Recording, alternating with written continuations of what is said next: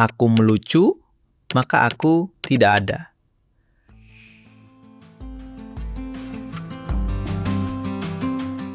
Di tongkrongan, yang diam dianggap aneh, yang serius dianggap sombong. Maka aku melucu, agar aku ada di antara mereka.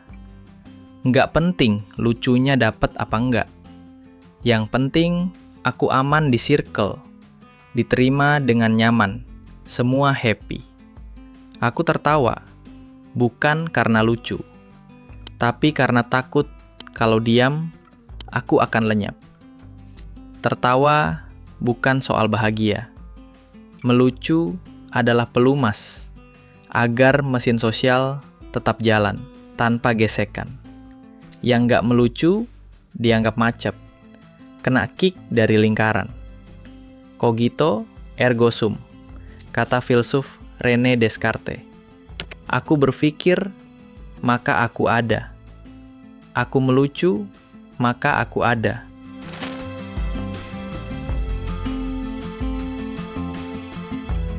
Kalau lo nggak luwes, lo di-kick. Filsuf Henri Bergson bilang, manusia ketawa karena ada yang kaku di dunia yang harusnya lentur. Jadi, kalau lo terlalu kaku, terlalu jujur, terlalu serius, terlalu beda, masyarakat akan ngetawain lo sebagai hukuman halus.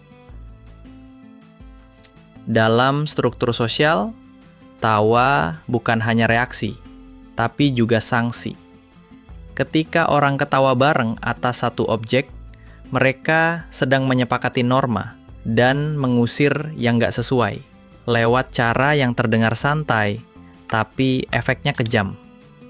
Maka lebih baik kita ngetawain duluan, sebelum ditertawakan. Bercanda biar nggak patah. Filsuf Zizek ngomong gini, kita bercanda bukan karena kita cuek, tapi karena hidup ini terlalu absurd buat ditelan bulak-bulak. Jadi, tawa itu semacam sabuk pengaman, supaya jiwa kita nggak kebuang dari kursi logika. Humor bukan penyangkalan, tapi semacam trik bawah sadar buat menjaga kepala tetap utuh. Karena kalau terlalu serius, bisa mati. Tapi kalau dibungkus joke, orang bisa terima. Maka jangan sepelekan badut. Kadang mereka yang paling sadar bahwa dunia ini gila. Sementara menurut filsuf Thomas Hobbes, tawa muncul dari perasaan superioritas. Tawa yang meledak akibat melihat kemalangan orang lain merupakan buntut dari rasa superior. Menertawakan orang yang malang, jatuh dari kursi misalnya, merupakan cara untuk meremehkan orang lain. Karena merasa bisa meremehkan orang lain, lantas merasa seperti mendapat kekuasaan.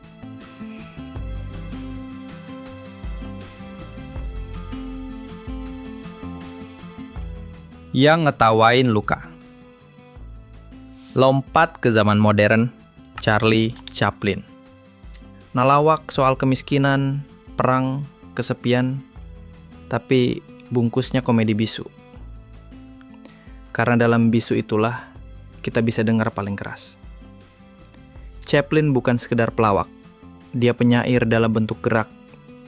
Ia menertawakan penderitaan karena mungkin itu satu-satunya cara agar manusia kuat menghadapinya. Kadang gue mikir, ini gue emang lucu? Atau cuma takut nggak dianggap? Takut nggak disapa kalau nggak melempar joke? Takut disebut berat kalau ngomong serius? Takut sendirian kalau berhenti jadi badut? Gue ketawa, tapi bukan buat ikut pesta. Gue ketawa biar nggak dikeluarin dari ruangannya. Kadang, candaan itu bukan buat bikin suasana cair, tapi buat bikin aku nggak dibekukan. Seperti kata filsuf Jean Baudrillard, dunia kita penuh simulasi. Kita tertawa, tapi bukan karena lucu, tapi karena semua orang tertawa. Kita meniru, bukan merasa. Kierkegaard justru bilang, humor adalah bentuk paling tinggi dari keputusasaan yang sadar.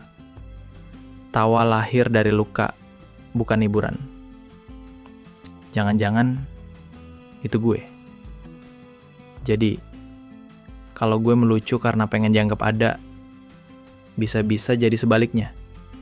Ada buat orang, tapi buat diri gue sendiri jadi nggak ada. Aku melucu, maka dari itu aku jadi tidak ada.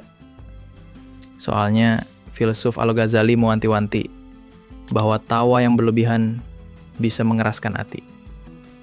Karena ia membuat kita lupa pada kedalaman diri. Artinya, melucu bisa buat diri gue dangkal. Katanya, pelawak justru yang paling paham apa itu sedih. Tapi mereka memilih membuat orang lain tertawa, agar tak ada yang merasa serapu mereka. Mungkin ini yang menjelaskan kenapa banyak komedian yang bukan hanya mati muda, tapi tragis. John Belushi, Mitch Hedberg, dan Chris Farley sama-sama meninggal karena overdosis narkoba sebelum usia 40 tahun. Peter Sellers, Richard Pryor, meninggal karena serangan jantung. Begitu pula dengan Tommy Cooper, Robin Williams, dan Tony Hancock tutup usia karena bunuh diri. Phil Hartman dibunuh oleh istrinya pada usia 49 tahun. Peneliti mengkaji 53 komedian. Dari 23 komedian terlucu, mereka menemukan 78% mati saat usia yang relatif muda. Ternyata di balik tawa mereka ada sunyi yang gak kedengeran. Ternyata lucu itu bukan berarti bahagia. Kadang itu cuma alarm dari hati yang lagi tenggelam.